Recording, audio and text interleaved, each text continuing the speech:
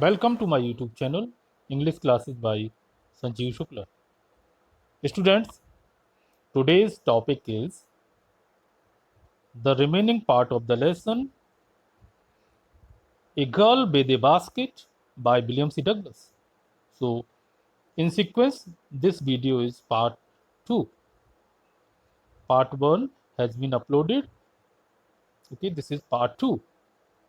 So, boys, students, William C. Douglas, being an American,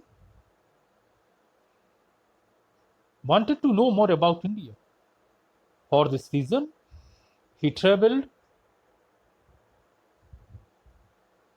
He came to India in 1950. His plan was to travel from New Delhi to Ranikhet. He was going to Ranikhet via Bareilly. Up to Bareilly, he was traveling by train, and then after Bareilly, up to Ranikhet by car. So the train was slow. It stopped at all the base stations, and writer barked on the platform whenever his train stopped. The writer further told us that the platforms were packed with Sikhs, Muslims, Hindus, soldiers, merchants, porters, beggars, hawkers, etc. Everyone was barefoot, dressed in loose white garments. Further, in the next paragraph, he told us about the geographical features of the area his train was traveling, or he was traveling through, he was going through that area. He told us about the geographical features of that area, about jungles, about monkeys, about the condition of the village houses in the village. Okay, this was going at every station. The writer came down and walked the platform, talked to Indians. But at one station, he the writer was surrounded. Some poor children gathered round the writer. They were selling baskets, hands, homemade, simple items. They were poor. Writer gave us information about the children. He told us that these children were the sons and daughters of refugees who came from Pakistan during partition and settled in India in the hope to settle in the hope to get settled in India. Now, uh, second part begins. The children selling basket were sons and daughters of these refugees. They or their parents, relative had gathered in the cities, setting up stalls, manufacturing simple articles, trying to make a living in markets already overcrowded. टोकरियां बेचने वाले बच्चे इन्हीं शरणार्थियों के बेटे बेटियां थे. वे उनके माता पिता या रिश्तेदार शहरों में इकट्ठे हो गए थे, गैदर्ड इन सिटीज. और क्या किया साथ में? वे उन शहरों में दुकानें लगाकर और साधारण चीजें बनाकर वहां की बाजारों में बेचने लगे और इस प्रकार जीविका चलाने का प्रयास करने लगे. जहां पहले से ही भीड़ थी. कि यहाँ तक ये लंबा सेंटेंस था. ये मतलब वो क्लियर है? कोई डिफिकल्ट वर्ड इसमें नहीं है. रिफ्यूजीज ये है, रिफ्यूजीज शरणार्थी. They lived in cloth and grass sets that lined the streets.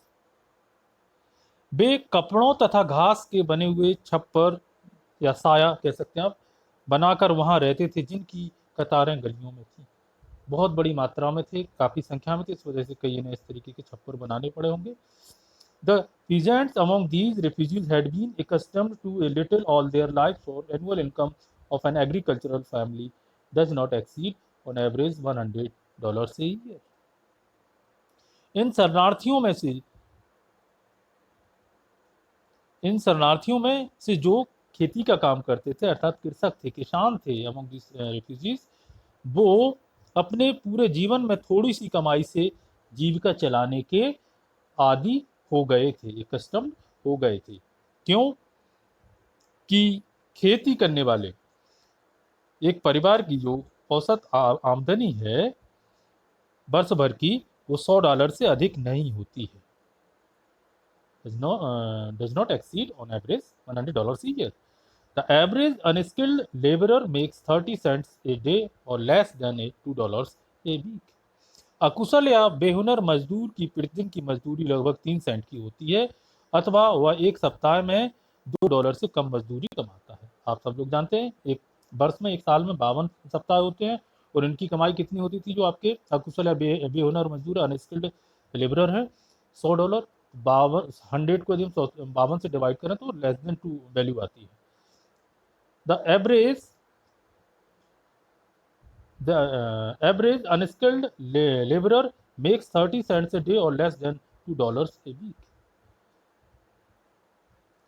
ना, अर्थात अकुशल या जो बेहुनर मजदूर है उसकी प्रतिदिन की जो मजदूरी 3 सेंट होती है, अथवा वह एक सप्ताह में $2 से कम मजदूरी कमाता है। आगे देखते हैं, आगे इन्हीं के बारे में चर्चा हो रही है। There is one meal a day. अब वो क्या खाते थे, कितना खाना उपलब्ध हो पाता था ऐसी गरीबी में? There is one meal a day, सिर्फ वो दिन में एक भोजन ही जुटा पाते थे, इतना ही कमा पाते थे। वह दिन में एक बारी भोजन जुटा पाता था, और भोजन में क्या डैश लगा हुआ क्या क्या होता था? एन ओनियन, प्याज, एक रोटी, दूध के साथ एक कटोरा दाल, शायद perhaps A bit of got चीज। बकरी के दूध का थोड़ा सा पनीर शामिल होता था। No tea, no coffee, no fat, no sweets, no meat. ना कोई चाय, ना कोई कॉफी, ना बसा घी, ना ही मिठाई और ना ही गोश्त, कुछ नहीं होता था इनके भोजन में। $100 a year is not $2 a week. Yet even that small amount is too hard to earn by selling basket to people too poor to buy them. क्या वर्ष भर में $100 की कमाई, $100 की कमाई एक सप्ताह में $2 से ज्यादा नहीं होती है, अर्थात $2 से भी कम पड़ती है। फिर भी ये लोग उन व्यक्तियों को टोकरियां बेचकर इतनी थोड़ी धनराशि भी नहीं कमा पाते थे, क्योंकि क्या थे वो लोग? कैसे थे? Too poor to buy them, क्योंकि वो इतने गरीब थे कि उन्हें खरीद नहीं सकते थे। अर्थात यहाँ पे बाजार भी उपलब्ध नहीं था, लोग बाग खरीदारी ऊपर नहीं थे, क्योंकि खरीदारी पहले से गरीब थे। That no doubt is the reason these little children descended on me like locusts. इसी वजह से, इसी कारण से, निसंदेह यही कारण है कि ये छोटे बच्चे मेरी तरह टिड्डियों की तरह झपटे। अभी देखा था आपने, टिड्डियों का दल आया था, फसलों को उजाड़ रहा था, लाखों की करोड़ों की संख्या में रहते एक दल में, उसी के समान ये बच्चे उस लेखक को घेर लिए थे। The most promising market they had seen. बेशक उन्हें क्या लगा था? आई एन अमेरिकन बात doubtless the most promising market they had seen. बेशक मैं एक अमेरिकन नागरिक उनके लिए सबसे अच्छा ग्राहक था जो उन्हें कभी मिला था। नेक्स्ट। सो देखिए, अब इस पैराग्राफ में बताया गया हमें कि लेखक ने क्या क्या खरीदा। I bought one tiny basket for a few annas, another fruit basket for a bit more, a beautiful best paper basket for a rupee, a lovely swing basket for a rupee, a few annas few fans for an आना और to a piece. कह रहा मैंने एक टोकरी थोड़े से आनों में खरीद ली, कुछ अधिक देकर फल रखने की टोकरी खरीदी, a beautiful waste paper basket for a rupee, और 1 रुपए में रद्दी कागज रखने की सुंदर टोकरी खरीद ली। 1 रुपए में सिलाई का जो सामान है रखने वाली टोकरी, एक आने में कुछ पंखे, 2 पैसे का एक की दर से खरीदे। ओके, ये सामान उसने खरीदा। The children pass in shouting their wares, जो ओके ओके ओके what खरीदी। माई आर्म्स वर फिल्ड, मेरे जो भुजाएं थी वो हाथ से भर गए थे। I had not spend 50 cents, मैंने 50 सेंट भी खर्च नहीं किए थे कि मेरी बाहें भर गई थी वो। फिर भी क्या है, the children pass in shouting their wares, बच्चे अपना सामान बेचने के लिए जोर से बोलते चले जा रहे थे। आई वॉज ए प्रिजनर, मैं एक कैदी की तरह था। कंप्लीटली सराउंडेड, पूर्ण रूप से घिरा हुआ था। अनेबल टू मूव, मैं घूम भी नहीं पा रहा था, हिल डुल भी नहीं पा रहा था। The most diligent aggressive vendor was a beautiful girl of 9 right in front of me. She had a lovely basket with handle and she wanted a rupee and a half for it, or about 30 cents. Or about 30 cents. Further, she was an earnest pleader. There were tears in her eyes. She pleaded and begged in tones that would wring any heart. 9 वर्ष की, 9 देखिए, 9 वर्ष की एक सुंदर बालिका अपनी चीजें बेचने वाले बच्चों में सबसे अधिक क्या थी, वो डिलीजेंट थी, मेहनती थी और तेज थी, एग्रेसिव, आक्रामक थी। अपना सामान वो चाहती थी कि हमारा ही खरीदे।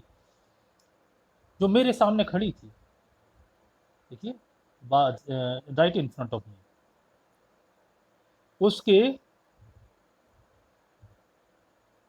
हाथ में क्या थी, एक हैंडल वाली सुंदर टोकरी थी जिसे वह 1.5 रुपया या 30 सेंट में बेचना चाहती थी। She was an earnest pleader, वह आग्रह के साथ निवेदन कर रही थी, बड़े लगन से अपना पक्ष रख रही थी कि खरीद लो मेरा। There were tears in her eyes, उसकी आंखों में आंसू थे। She pleaded and begged in tones that would ring any heart, वह इतने आग्रहपूर्ण स्वर में बोल रही थी कि उसके शब्द किसी के हृदय को निचोड़ सकते थे या पिघला सकते थे, द्रवीभूत कर सकते थे, द्रवित कर सकते थे। अब देखिए क्या होता है, लेखक खरीदता है कि नहीं, आगे मालूम चलेगा। माई आर्म्स वर फुल, मेरी जो हाथ थे बाहें भरी हुई थी। I had no room let alone any need for another basket, उनमें मेरी बाहों को, उनमें और टोकरी के लिए कोई जगह नहीं थी, ना ही इसकी हमें आवश्यकता थी किसी अन्य टोकरी की। Balancing my baskets and fence on my left arm, I reached into my right coat pocket and got a hand full of change, perhaps 15 cents in all, which I deposited in the basket that the young girl held imploring before me. अपनी टोकरियों और पंखों को अपनी बाईं भुजा पर संभालते हुए मैंने अपने कोट की दाने हाथ की तरफ वाली जेब में हाथ डाला और मुट्ठी भर रेजगारी मेरे हाथ लग गई। मुझे मुट्ठी भर रेजगारी जेब से मिल गई। शायद कुल मिलाकर 15 सेंट थी वो, उसकी वैल्यू 15 सेंट थी। Which I deposited in the basket that can, मैं जिसको कि मैंने उस पैसे को, उस रेजगारी को मैंने उस टोकरी में रख दिया जिसको पकड़े हुए छोटी बालिका प्रार्थना भरी मुद्रा में मेरे सामने खड़ी थी, विनय के साथ खड़ी हुई थी। I try to explain that I could not buy the basket but extended the gratuity as substitute, मैंने उसे समझाने का प्रयास किया कि मैं टोकरी नहीं ले सकता, लेकिन उसके बदले मैं वे पैसे उसके बदले मैं पैसे दे रहा हूं, अनुग्रह के रूप में, दान के रूप में दे रहा हूं। क्या हुआ, I realise at once what offence I had given, लेकिन मैंने तुरंत अनुभव किया, महसूस किया कि मुझसे कोई अपराध हो गया है। The this girl, this child of 9 dressed in rags and on, देखिए आगे, let us move to the next slide. The child of 9 dressed and rags and on the edge of starvation raised her chin, reached into the basket, and with all the pride and graciousness of a lady handed the money back to me. उस लड़की ने क्या क्या किया? 9 वर्ष की उस छोटी बच्ची ने, जो कैसे कपड़े पहनी हुई थी? रेक्स, चीथड़े, फटे पुराने कपड़े पहनी थी और भुखमरी की कगार पर थी, एज ऑफ स्टारवेशन थी, अपनी थोड़ी उठाई, अपनी चिन को उठाया और टोकरी में हाथ डाला। एक शरीफ महिला की तरह पूरे स्वाभिमान, गर्व और शान के साथ, शालीनता के साथ वह धनराशि मुझे उसने वापस कर दी। The only one thing I could do, there was only one thing I could do, मेरे पास सिर्फ उसकी टोकरी खरीदने के अलावा कोई दूसरा चारा नहीं था। ऐसी दशा में मैं केवल एक ही काम कर सकता था। सो आई बॉट द बास्केट, मैंने टोकरी खरीद ली। सी वाइप्ड हर आइज, उसने अपनी आंखों को पोंछा, आंसू पोंछे, स्माइल्ड, मुस्कुराई, and dashed down the platform, और तेजी से प्लेटफॉर्म से उतरकर हेडेड फॉर सम ग्रास, किसी घास की किसी झोपड़ी की तरफ गई वो, और सब grass that would have at least 30 cents that night, यह सोचती हुई चली गई कि उस रात के लिए उसके पास कम से कम 30 सेंट थे। I told this story to Prime Minister Pandit Jawaharlal Nehru. I told him that it was one reason I had fallen in love with India. मैंने यह कहानी पंडित जवाहरलाल नेहरू को सुनाई। मैंने उन्हें बताया कि इसी कारण से, इसी वजह से, यही कारण है जिसकी वजह से मैं भारत को प्यार करने लगा हूँ। इतने यहाँ के लोग स्वाभिमानी हैं, आत्मनिर्भर हैं कि दूसरों की दया पर नहीं रहना चाहते। ये लड़की ने इसको सीख दी।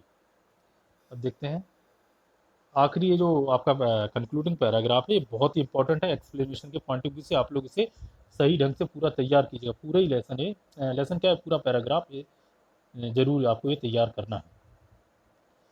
द पीपल आई सा in India, those in the villages as well as those in high office, have both pride and a lively sense of decency and citizenship.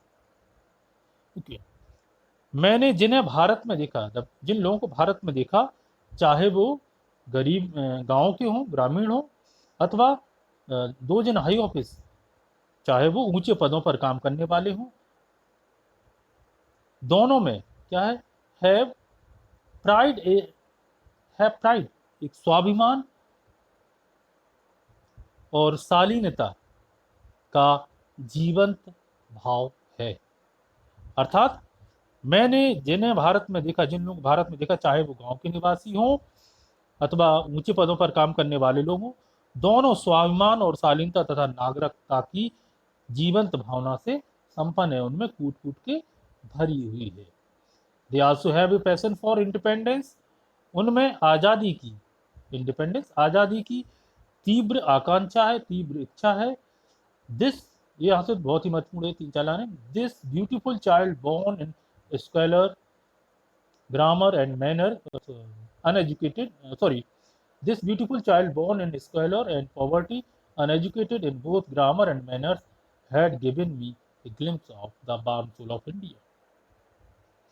इस सुंदर बच्ची ने, beautiful child born in scholar, जो मलिनता, गंदगी या गंदगी और गरीबी के वातावरण में पैदा हुई, अनएजुकेटेड, उसने शिक्षा प्राप्त नहीं की, अनभिज्ञ थी, अनजान थी, वो अज्ञानी थी, in both and grammar and manners, ना ही उसे सही तरीके से भाषा मालूम हुई थी, ना ही उसे मैनर्स, तौर तरीके, शिष्टाचार ना कोई सलीका था उसके पास। हैड गिवन मी, उसने, ऐसी लड़की ने भारत की जीवंत जो आत्मा है उसकी एक झलक दिखा दी।